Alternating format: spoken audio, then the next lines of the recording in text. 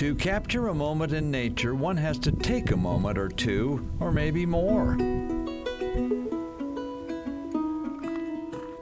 Joe Fierst has lots of moments. Obviously, you have to spend time outdoors to be in the right place at the right time.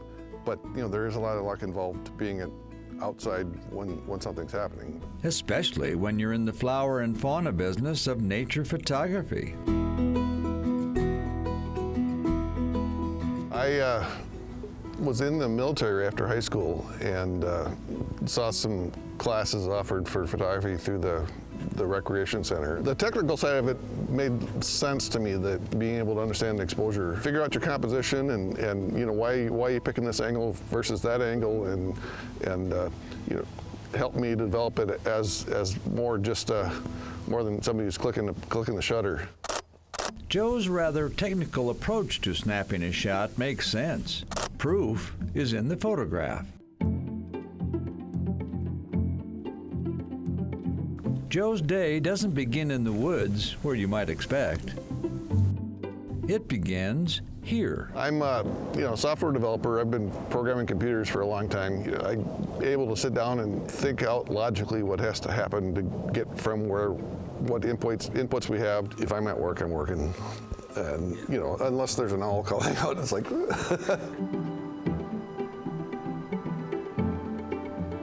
Back when I actually sat at a desk, I had a lot of photography around my cube, and you know, I would try to make sure that people would realize it was my pictures and not just, you know, corporate stuff off the shelf type thing. Today, Joe has two offices, one with a computer for Ameriprise Financial, and the other with a camera out in Mother Nature. I mean, this time of year, late October, early November, I would think that if there's any deer around, they'll be a little less aware of the humans, because the bucks will be looking for does.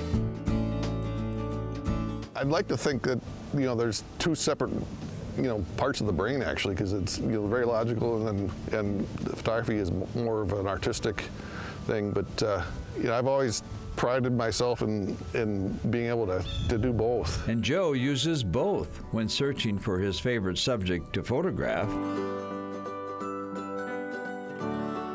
Can you guess who it is? Currently, probably owls. I've been chasing owls for quite a few years now, and always have my ear open to when owls are being sighted.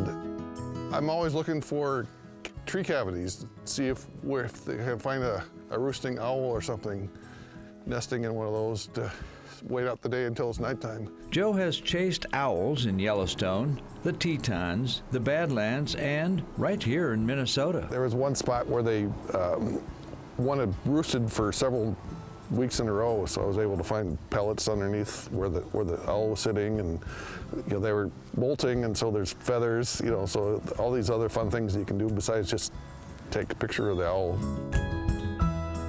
Paying attention pays off. If you don't put yourself in the place for an opportunity, you'll never get it. So, words to live by.